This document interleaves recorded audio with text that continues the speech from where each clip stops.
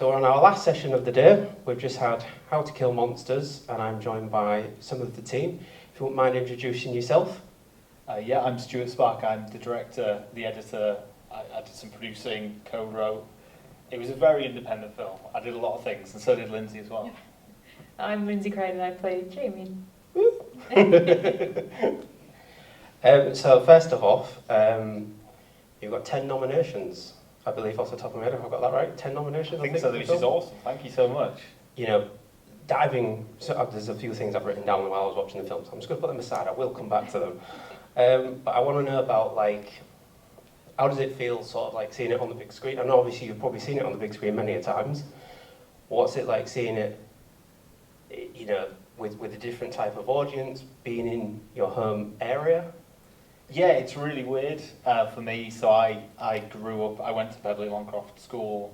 I grew up in Beverley, so like I know this place very well. So it's really weird to drive back to Beverley. I mean, we didn't go far. We only live in York, so it's not far.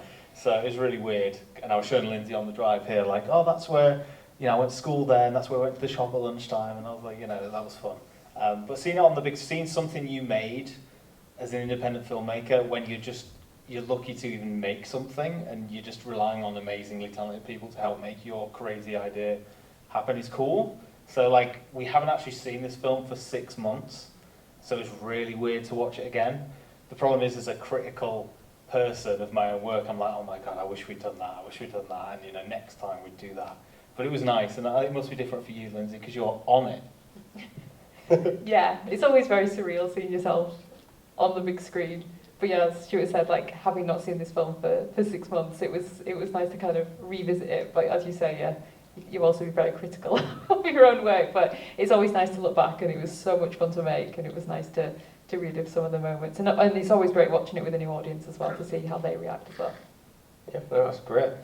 Do you know, when you're like rewatching it, though, out of curiosity, do you ever watch it and go, not about changing it, but something like you did and was like, oh, that actually really worked? You know, like looking back at it and you go, like, maybe it was second guessing, like you say, you've watched it again and you're thinking, oh, I wish I knew that. But do you ever see something and go, actually, that actually worked even better than I thought originally? Yeah, sometimes, because you're on set and I don't know what I'm doing at any point, because that's our kind of thing, is we're just learning as we go along with the films. And we're all on set, and so many times on set, and I've done it on every project since and before. I'm like, what are we doing? Like, seriously. And like the chainsaw fight in the cabin with you, with the monster that's just the producer wearing like a bin bag, basically. And like the fight scene at the end where the two brothers are fighting with the sword and the monster, that's just me in the costume, because we ran out of money, so I was like, I'll put it on. And like, that was so stressful, because the DP it was just me and the director of photography with the camera, and he was going, this looks stupid. This is the stupidest thing we've ever done. I was like, look, we need to film something. And then you edit it together, and then you sit on the big screen, and you go, that's actually not that bad, it actually works. But fun fact is, filming that scene, I got so sweaty, the costume stank so much, we just burnt it, because it was so, that doesn't exist anymore. But the things you do to make a film. That should have been the cut. Maybe you could have put that in there somewhere. Just me stood in my pants in the garden burning a polystyrene bin bag costume. So, you know, like, I suppose this is sort of a similar thing. Like, indie films don't always obviously make it to the cinema. But do you ever think about, when you were making it, that it might seem like a daft question after watching it, but do you make your films for the cinema, or do you make your films for online platforms?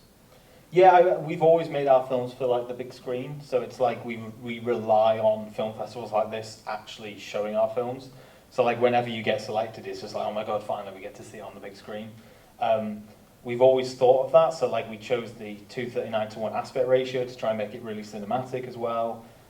We did it mixing 5.1 surround sound, because I feel like, again, I'm just aping all the films that I loved growing up. Like, if you've seen the film, it's just Gremlins, Jurassic Park, Aliens. We just rip all that off, because I'm like, I really want to do that kind of thing. So we, totally make it for the big screen. And yeah, I feel like it's still fun to watch at home on your TV or on Blu-ray or something like that, but seeing it in the cinema is like such a special experience. So yeah, that's why when we found out it was going to be here, we were like, we've got to go to that. Don't know about you. Oh, filming it for the big screen. Yeah, I think it's, obviously I'm not heavily involved in the post-production and pre-production planning for this one, but yeah, I think it's always exciting knowing that it's going to be potentially be on the big screen. So any time we get a chance to be in a festival, it's always, it's so exciting, and yeah. It's a good answer. It's a good answer. I'm going to ask as well, because you mentioned about Gremlins, is that what inspires the two little monsters at the end? Yeah, well, when we did a film before this called Book of Monsters, which is on Amazon Prime for free right now, by the way, just in case you want to watch it. I don't get any money for it. Cheeky plug. Yeah, cheeky plug. We had like these little gnome monsters, which was really annoying because the trailer for that Goosebumps movie came out like a month later and it had these little gnomes, and I was like, oh my god, we just did that. But they're like little puppets, and it was literally just me going, there's some gnomes. So in this movie I was like, I want to do that again, but like I want them to be like gremlins, but we can't make them like gremlins, so let's just give them hair. And then I just told the SFX guys, can you just make some knockoff gremlins? And that's what we did. Literally the way me and Paul, who's my co-writer and co-founder of Dark Ref Horror, all the films we make are just us going, what do we really like and what do we want to make? So this entire movie is just like, oh, I want to do a scene that's like Gremlins. I want to do a scene where the main character gets eaten, has to chop their way out of a monster. I want to do a scene where they have a chainsaw fight. So that's why they're in there, because we just love that kind of stuff. And making films with puppets and practical effects is just great, because everyone's got them on their hands and they're just running around. And the actors love that as well, because they're not there's no CGI monsters in the film. It's all puppets. So even the big Cthulhu monster in the middle part, that's like a 1.5 metre tall puppet that's in my garage, and the wings flapped and everything. So Lyndsey had a little bit of string and she was flapping the wings, filmed that on the green screen. The puppets, I've still got them in my garage. It's just so much more tangible and fun for the actors to play with, so we just love that kind of stuff. And you loved getting eaten by that bin bag monster, didn't you? Yeah, that was an experience, yeah. Yeah, whenever you're reading the script and then it says, you know, Jamie gets pulled into a slug and, you know, chops her way out, you're thinking, how are we going to do this? And there's this slug thing, literally there was two guys inside that slug pulling me by my legs that pulled me into it. So they covered the floor in like slime, so it was really slippery for me to just be sort of yanked into the slug, and I was just covered in goo. I think that's the only way I can describe it. It was messy, extremely messy. We filmed that scene of me chopping myself out of the slug. We had 10 minutes to film that in before we had to leave the building. So you can imagine the mess that I was in. We literally were able to clean my head and then just had to sort of shove a coat around me and leave the building. So yeah, it's always, but it's, as Stewart said, it's so much more fun being able to interact with puppets and with people dressed in costumes than, you know, just saying, right, okay, look at this tennis ball and pretend that it's a monster. You know, actually having it there and knowing the scale of it and things like that, it really does help your performance, and you know what you're kind of up against. And particularly with chainsaw fight, having the creature there and, you know, being able to fight all the tentacles and things like that. But it's a very strange day when you do things like that. It's a weird Tuesday. I've got to say, I bet your production meetings are absolutely amazing. Oh yeah, me and Paul we met because we did Book of Monsters in like 2017. This one came out in, well, we kind of like filmed it in 2022. So it was like just around the COVID time, so we would just meeting on Zoom every night, just going, oh, we do this, we'll do that, silly thing. So yeah, it's always really fun coming up with it. We just go, what do we want to make? We don't want to make anything, we're not trying to make something to appeal to a specific audience. All we're doing is making films that we want to see, and hopefully there's other people that enjoy what we like too. That's it, really. No, yeah, absolutely. I thoroughly enjoyed it. I don't know if you heard me cackling at the back. Good. That was you then.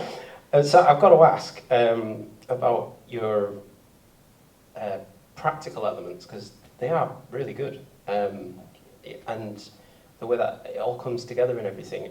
I have to ask though, in terms of practical, and I only, if I'm honest, I only noticed one CGI. I think that was the last scene. Everything else I think was practical, right? Pretty much, yeah. So is that like a creative choice?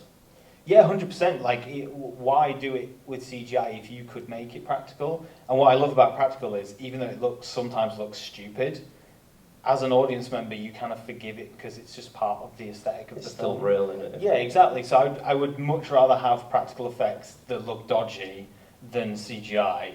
And obviously we had to combine a lot of stuff, so our producer did a lot of the visual effects as well, and he, like, for example, we made a police station miniature that we just was on a stick that rotated slowly, and then we had to add in this kind of Lovecraftian dimension. That stuff is the first time we've ever done that stuff.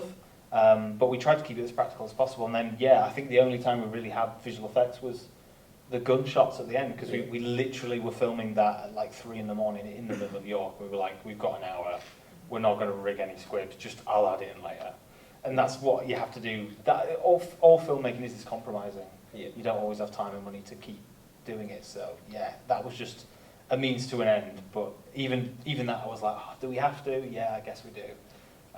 But yeah, practical effects all the way. Yeah. I mean, the scene with always gets me, because obviously I'm aware of Aviana. Yeah. So when I see her at Romford and stuff, and then I see this scene, and it always makes me laugh. But also the scene where, which one was it again? Is it Big Jenny? Big Jenny gets ripped into through some cell bars. Yeah, that's insane. I'm sat there thinking, God, this is really, really good, and I'm thinking, I need to see a psychologist. Yeah. Well, again, that was just one of the things I was like, I'd love to. I've had that scene in my mind when we were like coming up with the idea, and I was like, oh, one of the monsters should like be constantly pulling someone against the bars until they just rip through it. And it turned out to be like, at some screens people have been like, oh, what the hell? And yeah, it kind of has a different intonation because she's female as well. It's like even more painful and horrible. But again, in my head, I was just like, oh, it'd be so cool to just split a body down the middle. So no matter what gender it is, I'm like, we just need to do the effect somehow. And weirdly, I think people get ripped in half in like every single film I've made now. Someone gets ripped in half.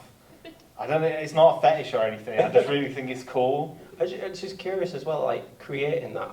If you like going through that sort of going through, great pun there. But like creating that visually, is that like is that a good editing technique sort of thing? So like, if you get what I mean, because you go from. Or is it like a prosthetic? I mean, is it a trade secret? I don't know. No, yeah, it's a combination of all of them. I think because I edit all the films that I direct as well, I'm shooting it with that in mind. So I just know, okay, we need to have Lyndsey holding on to her. She's going to get pulled off camera. We then have the fake legs hitting the bars. Yeah. And then as long as those two cut together nicely, and then you have one big pull, and then basically we had like a fake body that we just cut in half, and Lyndsey sewed it together. It was actually, we reused the shot of one of the bridesmaids getting cut up the middle. That was the same body. Okay. And Lyndsey just put the costume on. But we'd thrown away the costume because we didn't realise, oh no, we're going to have to shoot that. So we went to Primark in York and had to find a costume that looks kind of similar. It's not the same costume. Lyndsey sewed it together, and it was me, Lyndsey, and the director of photography just pulling some legs, because all we had left of the set, this was like months after we'd filmed the movie, was a bit of the bars and the floor. So it kind of, as long as you light it the same and make it fit together, it kind of works. And that's all practical effects are, is just tricking the audience thinking it was all happening at the same time. But a lot of the practical effects, especially the big stuff, was like later, or just us in a room, like the three of us doing something. And how do you sort of come up with those ideas, like from taking it from a script and putting it into a physical element with practical effects? Like, what is the process that you? I mean, like, was that in the original script that the body was split in half, for example, or did that just go, this could make this scene better, or differently? Or We always kind of commit to what we've written, for better or worse.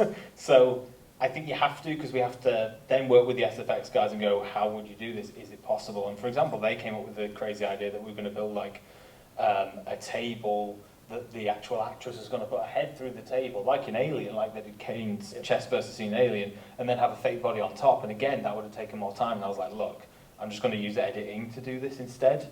But we never really add stuff or come up with stuff. It's very much a lot of planning. So it's like 6 months before we're kind of talking to the guys about this.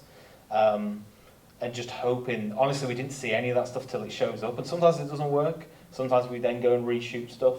But because we're an indie film and we have no money and we can't ask people to work for free ever, me and Lyndsey and the director of photography, Hamish, often go back to the studio and we'll just have it for like half an hour and just pick up little bits and stuff like that. So whenever you see hands turning dials, that's Lyndsey's hands. Lyndsey was everyone's hands. And I was every male hand in the movie that touched something. So as well, while we're on the subject of that, so like with your film as well, you mentioned that you had to go back and do some reshoots. How how much of that did you have to do because of the practical effects as well? Is that because something didn't work right in post, or? It's more that because I do the producing work as well, and you kind of schedule as best you can, but sometimes things take longer, and you only have the actors and the crew for a certain amount of time. So it's simply a fact of, I'm going to spend the time we've got with the actors, and we're going to come back to that later. So we intentionally just went, okay, guys, we're not doing that scene today. I'm going to make it up later with just because I'm married to Lyndsey. I'm like, hey, we're going to film this weekend, by the way, because we need to do some extra stuff. So you'll notice, like, when Lyndsey's observing the final fight and she sat on that chair, she was not in the room with anyone else. We came back later, added her in. A lot of scenes are like that. Like, we were filming just at the tail end of COVID, so some actors got COVID and we were like, don't come in. So there's entire scenes where there's like 10 characters talking to each other in a room, like the forensics lab, they're all arguing. 2 of them weren't there. And instead, like, the first AD and someone else had to stand in. Like, Michaela, who was one of the hens, wasn't there for the fight with the little critter. So Lyndsey put on a ginger wig, and he's in the background fighting it. And then we filmed the chaos close-ups later. So there's a lot of stuff like that. And you somehow make it work in editing. You just will it to work, and sometimes it does, sometimes it doesn't. So what was your thoughts when you first read the script then? I mean, I'm always just thinking, whenever I read them, it's always so exciting, but then I'm also like, how are we going to do this? But I was particularly excited reading this because of the dual role aspect that I was going to be able to play, and having my character turn evil it's very exciting. I've never played a villain before, so I'm like, this is going to be really fun. But it's always exciting reading any sort of Dark Rift script because they're just so out there and wild. But I know that they can pull it off in the practical sense, so it's always it's always great fun. I always read it in one sitting. I'm like, I have to get through this entire script to know what happens in the end. Right. Do we have any audience questions while I'm on this case? Oh, yeah. Oh, 2. Yes, go for it. Yeah. This is for Lyndsey. You mentioned that you were very excited to play a villain. I was wondering what you did to get into the character for that part of the dual role. Yeah, I was. To be honest, I think once I got in the costume, because the costume did take quite a while to put me in. So the first time, I think the first sitting that I had, because they glued me into the costume, it took like 5 hours, I think, the first time. So it was a long time for me to sort of mentally get into the character. But because of timing, we filmed a lot of the evil Jamie stuff in one sitting. So I did all of the sort of good Jamie stuff. So I was able to really kind of connect with the characters, which really helped when I was evil, because I was able to really play with the characters in that way, because I knew them more and I knew, you know, what their sort of vulnerabilities were. So in a way I was able to be like, there's a lot of eye contact that I have with the characters. So yeah, I just wanted it to be quite sassy and, you know, completely opposite of nice Jamie is how we phrased it. So yeah, so I think it was a case of that, really, just kind of really just messing with them, and just, yeah, I think that was probably the best way to do it, because I didn't want to make it too over the top. Hopefully I didn't with her. I wanted to have quite a good balance between, you know, her still being like, not, you know what I mean, like not too outlandish, I guess. Like Lyndsey was like, how over the top and camp do you want me to be? Because we were talking about like Bette Midler in Hocus Pocus. All right, yeah. And there's like that level, and then there's like I was like below that maybe, but maybe a little bit. To be honest, as I said before, none of us know what the hell we're doing when we're making these. We're just trying to have fun. Yeah. So we kind of just practiced it, and I was like, yeah, that's kind of the right level. Yeah. And you'll notice the movie's like all over the place in terms of the tone. Like it can be like really serious and then suddenly it's silly, because ultimately it's how we felt on the day. Yeah.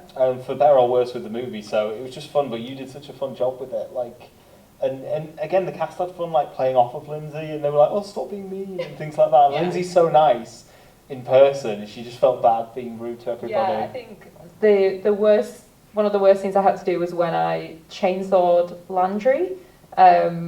Just pushing the chainsaw. She wasn't there, obviously, when I was pushing the chainsaw into her, but I absolutely adore Andrina, who plays Landry, and I felt awful killing her, because she's just such a nice character, and I was like, that feels so mean. Obviously, I felt bad killing a lot of them, but I think that was the most brutal, because it's off screen as well, and I think sometimes when you don't see something and you use your own imagination, it's almost worse. So I did feel bad doing that one. But yeah, a lot of the time. The cabin stuff was fun though, doing all of those killings. It was pretty, yeah. It was a crazy role, but it was good fun. You mentioned about the script then with like scenes and stuff. So just out of curiosity, did anything make it to post that wasn't in the script? No, I don't think so. I don't think so, no. So that, There was a bit of improv. Aaron, who plays Dennis, the cop, was really good at improving funny bits and like delivering things in a certain way that wasn't in the script, which made it better. Because I'm not the best writer in the world, and he was like, "Can I do this?" And I was like, "That's way better than what I put, but I get the credit for it." So it's like the actors always are the next layer of the writing because they make it real and more natural. Because some of the lines that I write, I'm watching, I'm like, "Why did I write that?" So like cheesy and stuff like that. But again, it's all in delivering it and stuff. I think in the entire film, there's only one scene that we didn't actually shoot, which is just before the hens, just before Michaela's character, Chelsea, runs in going, "The little fucker has friends," and the creatures attack. She was supposed to be crying in the hallway, and she's like throwing stuff at this little thing that turns out to be, it looks really cute at first, and then there's loads of them, loads of eyes light up. That was supposed to be in the script, and we were like, "Oh, we'll get it later," and we never did, but it's still, the movie still acts like that happened. Okay. That was the only scene that we never shot, but the rest of it, we just kept coming back. And it was literally like we shot the movie in July, August 2022, and then we were still filming some bits of it in June 2023, like a month before the premiere. Yeah. It was the end. The army scene at the end where the soldiers show up and shoot Lyndsey, one of them is Lyndsey wearing a gas mask. I actually shoot myself essentially. Yeah, because again, it's a low budget movie. You're like, "Oh, we need just 4 people, so I've got some mates together." And we're like, "We'll just wear some army gear." Yeah, the little army person on the right hand side. That's me.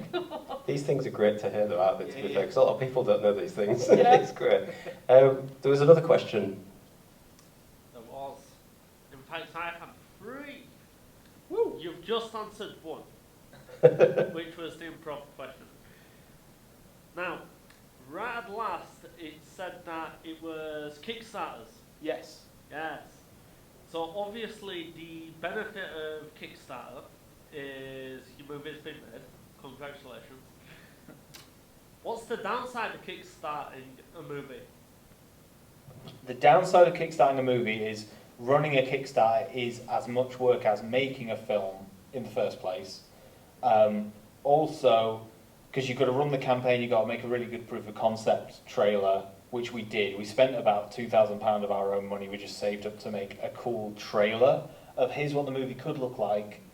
And then also you've got to promise some really cool rewards.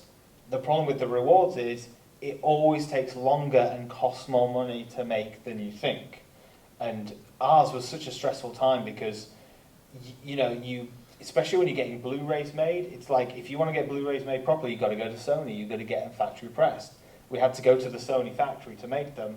It cost about 3 times more than I thought because we didn't want to, I could have just sat there and burned them at home and printed the labels on a printer, and I was like, no, I want these to be like proper Blu-rays. That costs way more. And then what's happening now, unfortunately, the film industry as a whole is turning away from physical media. There's queues at these factories for orders. So we placed our order, and it was like, yeah, in 4 months we'll get around to How to Kill Monsters. So it's insane. So we finally got the Blu-rays shipped out late last year, and there's now 500 Blu-rays sat in my house that Lyndsey was amazing, has boxed them all up. So we're actually officially releasing it to everyone else on Blu-ray in like July, which is really cool. But again, over-promising stuff and realizing that it takes longer. So we did a tie-in video game for this. The video game is done, the Kickstarter backers have it, but now we want to release that properly. We did a physical boxed copy of the video game. We did like a fake NES box with a cartridge. Finding NES cartridges, we had to get those from China. We had to find someone who would make the box. We luckily found an amazing person on Etsy who makes custom NES boxes. But who's going to do the artwork? Well, we're going to get an artist to do the artwork, and then the artist is really busy because we can't afford to pay them that much. They've got to prioritize their stuff. So we did the Kickstarter in 2022. We fulfilled maybe 90% of the rewards. We've still got some we're fulfilling now. And obviously, I never want to have a bad reputation for that stuff, but this stuff does happen. And I back so many projects on Kickstarter. Some of them never get made. Some of them you get the DVD and it's just got an inkjet printer label on, and you're like, come on guys, you know, like we want to make this to be good and stuff like that. So it's very stressful. So I think do not commit to a Kickstarter unless you have worked out all of the costs in advance, the time as well, of how much man hours you're going to put in, because we have been non-stop working on the Kickstarter again alongside the movie. And again, another pitfall, sorry, I'm going on about Kickstarter loads now, but another major pitfall of Kickstarter is distribution rights.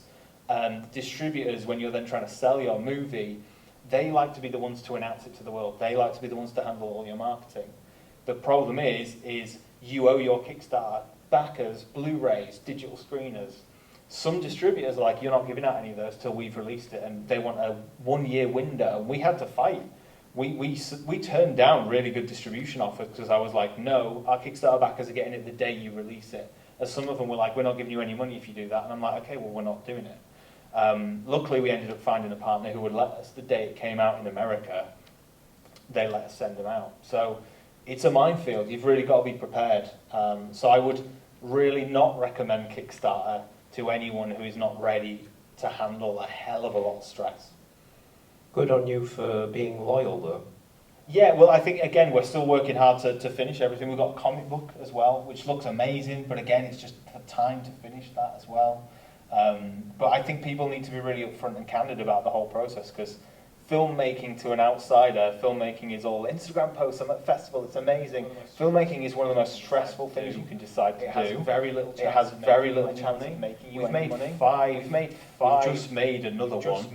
We're on like our fifth project. We are not millionaires. We are still, you know, like everyone else, struggling to pay the bills. It's because you love it. I think if you love it, you're going to do it, and you're going to keep doing it, and you will stay up all night till 6 a.m, till 5 a.m, and you will immediately go to work the next day to save up to make your next one. Sorry, that was a really long answer. It's the love of the craft. It is, you've got to love it. But yeah, that's my point on Kickstarter. Sorry. Did you have a third question? I did, but I've forgotten it. No worries. I should have written it down. But I just wanted to ask as well, what was your biggest challenge making that film? I know you've mentioned the Kickstarter. What was the most complicated element of putting it together? I think the hardest part is you've got a cool idea and you've got nothing but the idea. It's finding people who want to make something as much as you do and who are going to be as passionate about it. Because when you've got very little money, we were really lucky with this movie to have raised like a decent amount, but it's still nothing compared to like a Hollywood movie. So you've got to go, hey, I need people who are willing to make a really fun movie, who love horror movies, and you've got to find like 30 people like that, because you know it's not just the cast, but it's the crew, it's the resources. You know, we've been so lucky over the years as we've made movies to have gotten in touch with people at festivals and met people at festivals who are like, hey, like a guy called Gary who made the miniatures, the Cthulhu and the police station. He saw Book of Monsters, he really liked it, got in touch and went, hey, if you ever need models, I make models. And I was like, dude, let's do a thing. So knowing that I knew him, I wrote models into it. Okay. And then knowing that I knew like a guy who had a car that would look like a police car, I was like, okay, we can have a police car in. That's the biggest challenge, is going, what do we actually have? Yeah, I was going to say, I think that's one of the things for filmmakers as well, isn't it, to write to your available strengths. Yes. But then I fail at that every time, because I wrote in a Lovecraft dimension and the Cthulhu thing and all this stupid stuff that on the day everyone's like, how are you going to do that? I'm like, don't worry, I'll figure it out. And I still have no idea how I'm going to do it. But I don't know how you feel. What was your biggest challenge? I think from an acting standpoint, I think it was pulling off the switch and making sure that people were on side with Jamie, so that when the switch happened, that people weren't expecting it and that it was a surprise. I think that was my biggest challenge in hoping that we pulled that off. And also, yeah, just making it convincing, like fighting the monsters and things like that. But I think, yeah, the moment when we did the switch, I remember we did a couple of takes of that just to really make sure that it was effective. And, you know, I mean, thankfully people have said, oh, I didn't see it coming, which that was the thing I was most proud of, because I was like, oh, thank goodness, because the worst thing would have been, yeah, totally. I mean, people might have seen it coming. People might have been like, yeah, I knew that was going to happen. But yeah, I think that was the biggest challenge for me. when I was sat at the back of the theatre, I thought I might mention this as well because it just comes to my mind. I was watching the film and I'd forgot about the credit roll. So obviously I'd watched it last year. I sat there and I was like, oh no, something's gone wrong. Oh no. And then I realised. Yeah, my friend, she watched it. When, I think she was one of the Kickstarter packers, so when she got the digital one, and at the beginning when the credits started rolling at the start, she literally got up out of her chair because she was like, oh, I've put the film on at the end, and then realised, oh wait, no, that's the gag. Yeah, that's another thing is like, I just wanted to do that in a movie at some point. I just wrote it into this to have it. But also, it's a rip-off of the end of Scream, like the dialogue the news reporter says is basically the same as the end of Scream, because we love, that's like our favourite film. So we wanted to do that, but it is funny because again we tried to sell it to distributors and one of them was like, you need to get rid of that, it's going to confuse people, streaming audiences can't handle that joke too early, they're just going to turn it off, they're going to think they've turned it on at the end, they're going to think they put on a short film, and it's just like, I don't care, I think it's funny, I'm going to have it in, and it's just silly that again the distributor's like, we're not going to take it unless you change it, so it's like, well, we're not going to take, sell it to you then. I mean, it's perfect at a festival because when you've got short films in the festival, they probably thought, oh, right, that one's done. Yeah, a lot of people I think thought it was like a short before the movie, but that was kind of the joke, is that it's like we start at the end of a really cliche horror movie, it's very serious, and then the movie basically gets dumber and dumber as you go along, like to goofy levels, and I feel like every scene we tried to make it sillier, but still keep a bit, because you've got to keep it kind of semi-serious, otherwise you don't care about the characters. And I think characters like Lyndsey's character you feel sympathetic towards, but like the Ruth character, who's like really kind of like shy and everything, it's like, as long as you have little beats like that, then people will care. A lot of horror comedies just make everyone stupid and you kind of don't care when they die, so hopefully we tried that. We'll see. So if for any of our filmmakers that I'll be watching, what advice would you give to a fellow filmmaker that's maybe starting out? I know you talked about the Kickstarter. Yeah, I'd just make it. So when Paul and I worked in the kit store of York St John University, just like handing out kit to students, where we went as students as well. And all we would talk about is, oh, I'd love to do like a film that's like that or this and that. And we just kind of went one day like, let's do it. Like, wait, like, because we're making loads and loads of shorts. And I was like, I want to make like a full-length movie. And we just realised one day, like, why don't we just make a full-length movie? And we kind of worked out, oh, it's going to cost like 12 grand. And neither of us had kids at that point, so we were like, well, you save up 6 grand, I'll save up 6 grand. In a year, we'll like make a film.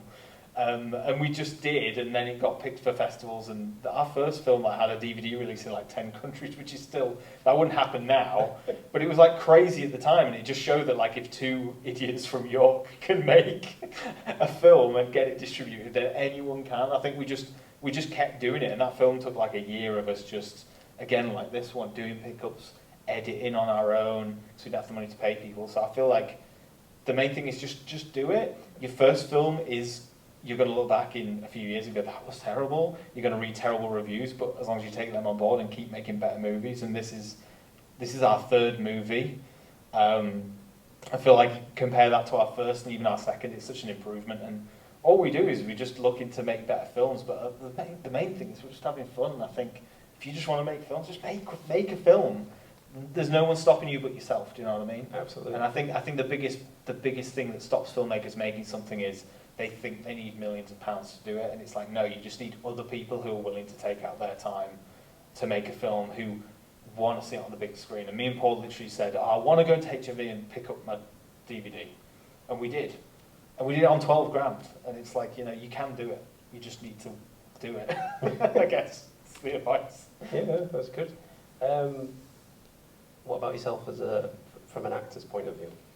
I think the same, really. I think just go for it. I think networking is really great. Coming to festivals like this, I think meeting like-minded people is really great. And I think we've been to so many festivals where I've ended up meeting people, and then they've got in touch and said, hey, do you want to work with me on this? And I think it's always great. And when you're just surrounded by filmmakers who've got the same hopes and are just willing to make things, because as Stewart said, you can't, your first feature's not going to be £1 million, you're going to make it on your own money, and you just have to go for it. And I think similar with acting, I think I didn't go to drama school or anything like that, so I've been fortunate to just kind of learn on the go. And I think that would be my advice to anyone who hasn't gone to drama school but really wants to get into acting. Just go to festivals, network, and start out in short films, or if you're fortunate to get on a feature role. And you learn so much. You just kind of absorb everything, and watching other people perform and just chatting to other actors and other filmmakers. It's incredible how much you can learn on the go.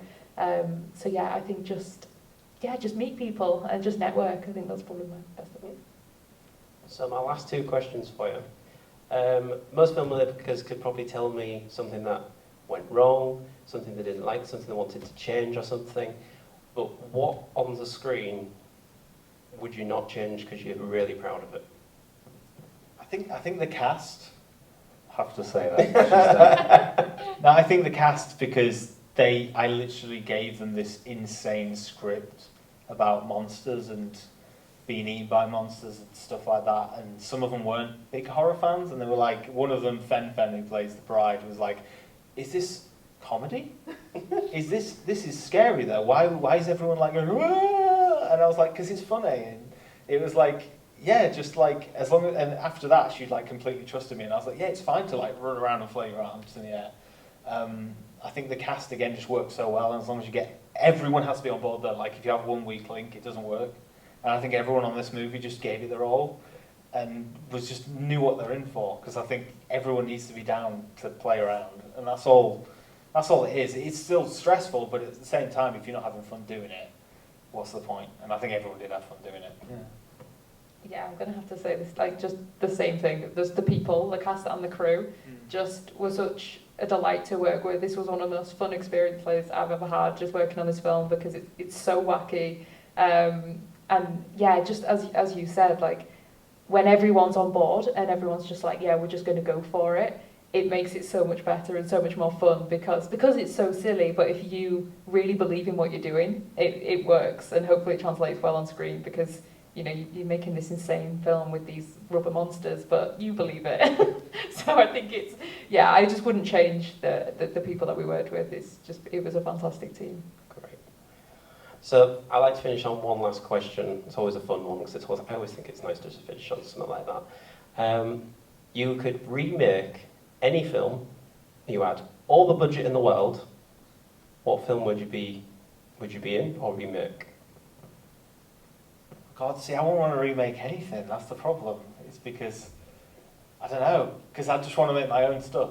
I know that's a really weird answer, but it's like, I love Jurassic Park, I love Aliens, I love Terminator 2. I would never want to remake them because I'd ruin it. Do you know what I mean? They're perfect films. So maybe Alien Romulus. I feel like I could do that. No, I'm just kidding. Like, I'd love to make an Alien film. Like, I'd love to make an Alien film, but like at the same time, I'd be so worried that I'd screw it up. So I'm like, I'll just stick to my low budget stuff. But I'm happy. I think if we're going for horror-wise, it'd be Scream. I love the Scream films. Scream 2 was like my first kind of horror film that I ever watched, and it's still the best one for me out of the Scream films. But yeah, Neve Campbell's like my favourite Scream queen, so yeah, Scream. I've been Scream. Well, thank you so much for bringing your film. Thank you for coming along. And yeah. Oh, before you go, actually, I did want to quickly ask, what are you working on next? We have shot another project. We're in post-production on it. It's being announced next month at an event. I can't say anything else. It's the first time someone has come and commissioned us to make something. That's good. And it's a serious one. It's not comedy. All right. So you'll find out next month. Well, I wish you the best of luck with all that. Thank you very much. And thank you for coming. Cheers. Thanks, for guys. having us. Thank you. Thank you. Thanks.